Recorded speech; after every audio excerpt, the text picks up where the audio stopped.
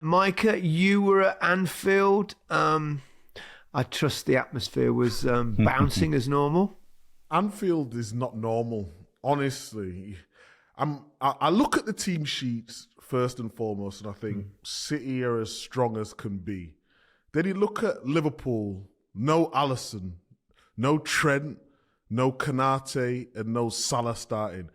So you're thinking, City, if they're going to win there, Pep's only won 1 in 9, I think it is, something like that. Today's the day. Today's the day they're going to do it. But there's something about the atmosphere at Anfield that they just don't let you play your normal game. The atmosphere was absolutely outstanding.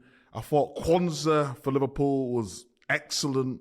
Kelleher made a few good saves as well. You got Gomez playing on left back and then right back. It was just, the atmosphere was certainly one of the best. It's a game that you look forward to. Two of the top teams over the last 5 or 6 years. I'm not quite sure everyone sort of appreciates how powerful Anfield is, you know. I know. I mean, we've all played there. We've all been there to watch games. I mean, it is incredibly special. What they create there is, I think it's something very different, very unique. It's such a difficult place to go and get a result. When the crowd are like they were yesterday, I know it's an old cliche, but they really are like another man there, aren't they? They're just unbelievable. It's weird, isn't it, that noise can inspire you. It's odd, isn't it? It's an odd kind of thing that you play better at home when the crowd are like that. Especially, obviously, you mentioned Anfield is kind of, it's not unique, but it's very, very special. And you just wonder why it is that makes a difference. Drives you on as a player. They're definitely a force. Everything they bring, absolutely, the energy is just incredible. It's a bloody tough place to go, and I think City will be, well, there's no doubt about it. They were absolutely delighted to walk away yesterday with a point. Do you ever bang in any goals there, Alan? Yeah, apart from when you won the league, you scored, didn't you? Even though scored you lost? Scored a couple for Newcastle a few times. Yeah, Anfield was one of the first grounds I went to as a kid. You know, I went as a 10 or 11-year-old. Yeah. My uncle took me for an FA Cup game, and I thought then, Jesus, this place is incredible. Yeah, they're good fans. They know what they're talking about.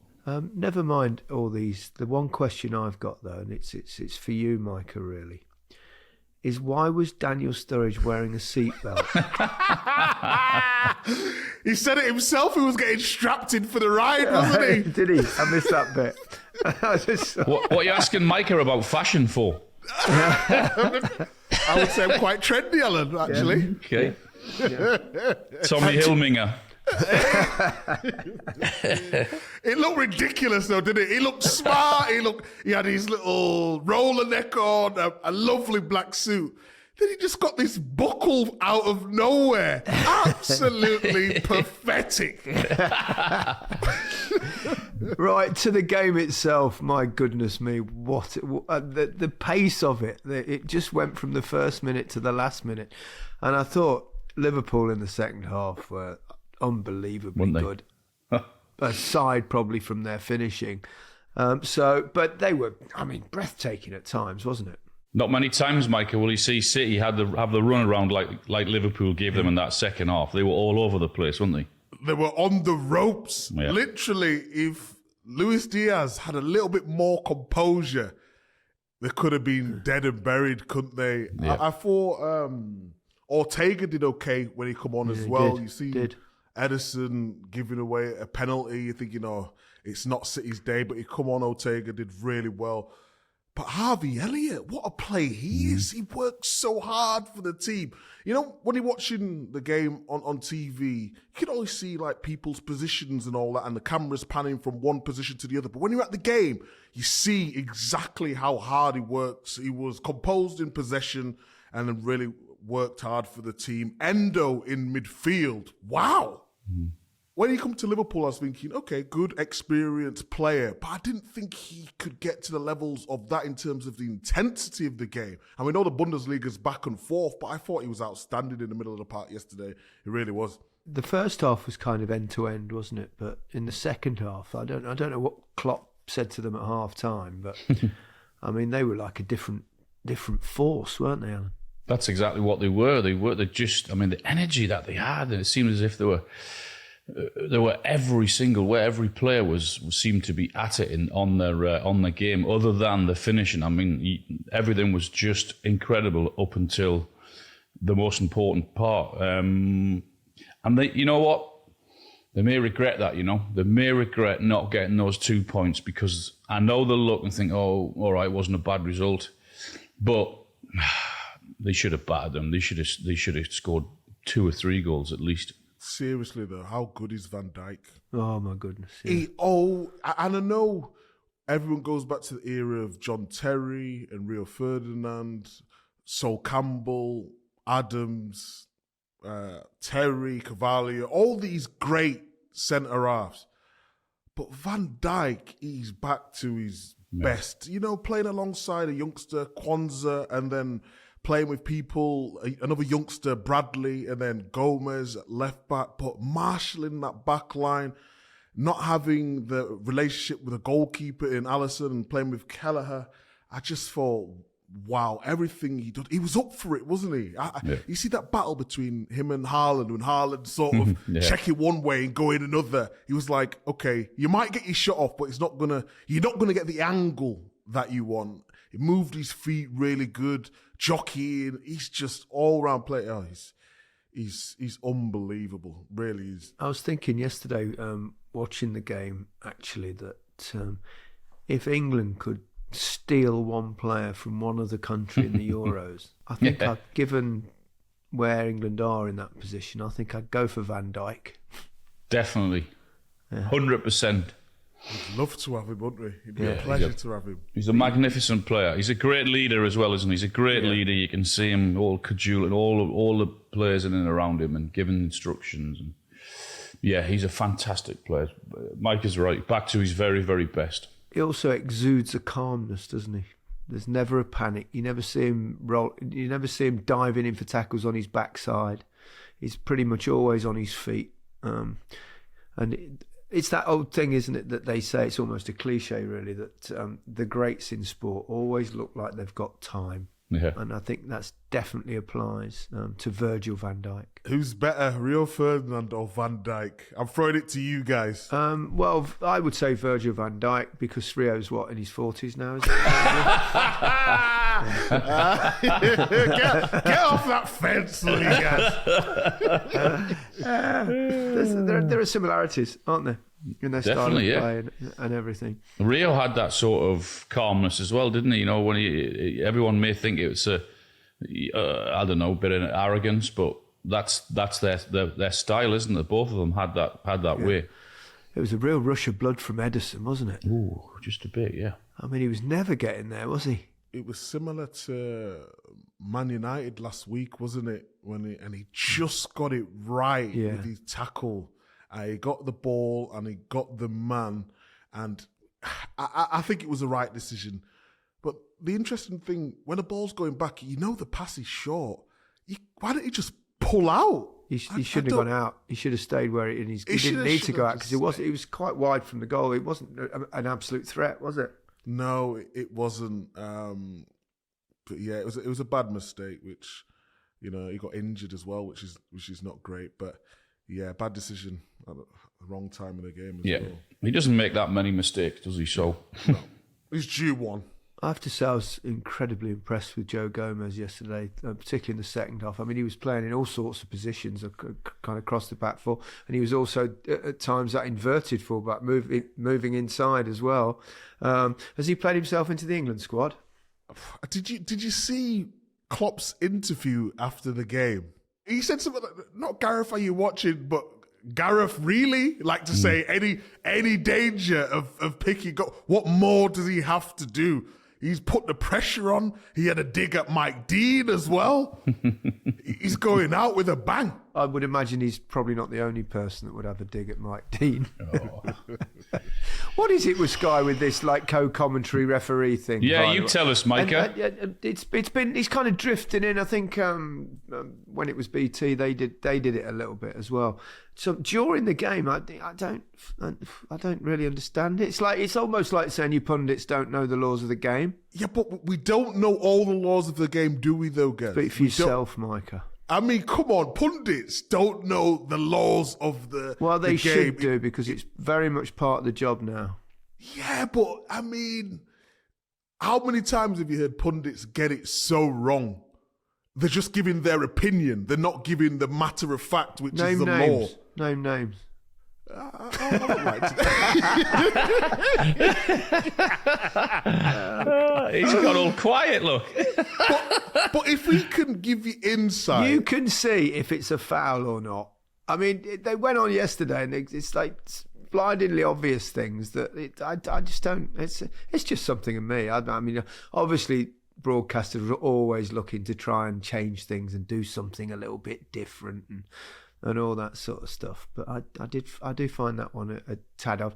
Have one, if there's something that's actually contentious at some point, maybe. But I mean, we know a foul. We know when we know the laws of the game. Do we though? Do we? Yes. I tell you how many times I've read all the laws of the game. Yeah, but how many times on Match of the Day have you had to read something new out when they've changed a lot? I can guarantee you every pundit is not up to date. I think that's the thing where you tell the audience about the law of the game. So you read out the law of the game for them. I don't think we're reading out for them for ourselves, or we shouldn't be, I don't think. I understand what you're saying, Micah, but we should know them, shouldn't we? Well, some of us do. Yeah. I mean, you can tie yourselves in knots with some of the laws, because a lot of them are actually some of them are not actually laws, but there is a guidance, which that's where it gets confusing. But it gets equally as confusing for everybody on those things, because they're not clear, they're ambiguous. So, did we think it was a penalty? It's one of those, again, that if he'd have given it on the field, he would definitely have given it with VAR. Perhaps was it quite strong enough to turn over? I don't know. It's another one of those, isn't it, where, the law of the game now, and everything has to have minutiae detail about whether this and that and the other, and VAR can make it sound either way. So I think it was just about maybe a foul. But it takes me to the point, it's like the high bar and the low bar. That bar's gone high again now. We can see that at the moment. Yep. Lots of decisions could have been penalties over the weekend that weren't actually given. There'll be a bit of complaint in the next few weeks, and then they'll drop the bar again. Would you have Gomez in the squad, Micah? England squad? I really enjoyed Gomez before he got injured. He had a bad injury. He did. It took a while to get back to his rhythm. Obviously, with Matip playing and Konate playing alongside Van Dijk.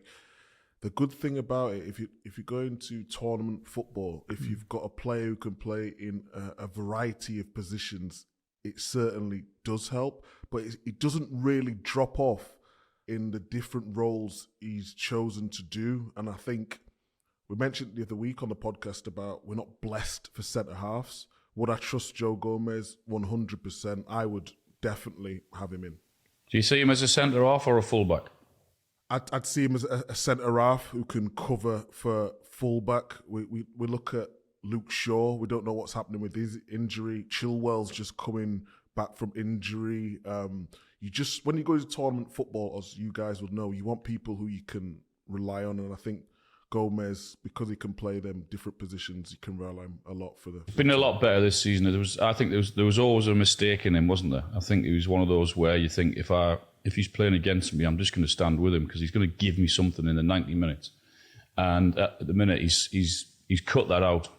I think that also coincides with the way they play as well, though, Al, because they try play a high line at Liverpool and they try play out from the back as well when at every opportunity. it can leave you a little bit exposed. Internationals football's a little bit different, as we all know, where you sit a little bit deeper, don't you? You got men in front of you. So I think for England, it'd be a good choice. Do you think Liverpool have shown the way to play against Manchester City in terms of go for it, be aggressive, be brave? Now, I know you need to have the players to be able to do that, but it does seem to me that most teams just sit everybody behind the ball, and in the end, they'll just wear you down, and then they end up winning 2-3-0. Liverpool had a real go, and other teams I've seen this season that probably don't have the squads that Liverpool have got, when they've had a go at Manchester City, you can get at them. Yeah, I think so. I mean, you're right, but you've got to have the ammunition to do that. I mean, I totally understand why most teams don't, because they can't, because they've got inferior players. But when you've got really talented top players, particularly up top like Liverpool have, then yeah, I think without doubt to have a go at them. And that's what Liverpool did. That's what other teams that will feel as if they're on a par with them or even better than them, and they will have a go at them. But you've got to have the players to do it. Yeah. Newcastle have a go at them next week, Alan. It's getting close. FA Cup, Saturday at the Etihad. You said Newcastle are winning it, Alan. What are your thoughts now? I'm not changing my mind, Micah. I'm not changing my mind. Pep will change it around as well, won't he? He'll Yeah, he will. He changed it around during the game yesterday, and one person wasn't very happy, it seems to me, Kevin De Bruyne. I don't mind that, though, do you? No, I don't mind it at all. I'd have a bigger problem if someone's really happy to come off. Do you know what I mean? But that doesn't bother me at all, him not being happy coming off. There was an action before he actually brought him off where the press didn't go the way it planned, and then City give away the ball. And Kevin threw his hands up, and Pep was like, ooh. And when you do that to Pep, I think he's going to make a statement by saying, I also don't mind the fact, and that Pep actually could see that he got the hump and actually went back to the bench, didn't he? Have a good chat with him. I think that's kind of unusual. You don't see that, because if a player comes up for the hump and they sit on the bench, the manager completely ignores them. But he came up and had a little chat in his ear. I'm not sure KDB was particularly agreeing with him, but nevertheless, at least to get an explanation is something, isn't it? I've never seen that before. Pep normally just leaves him. It shows how important Kevin De Bruyne is to this team, doesn't it? I've never seen him do that ever with any player. I mean, there was a couple incidents where Aguero got subbed and Aguero wasn't happy. I didn't see him going over to Aguero. It just shows how important he thinks Kevin De Bruyne is to this team. Yeah. Well, he's obviously a leader in the dressing room as well. You want to keep the leaders on board, don't you?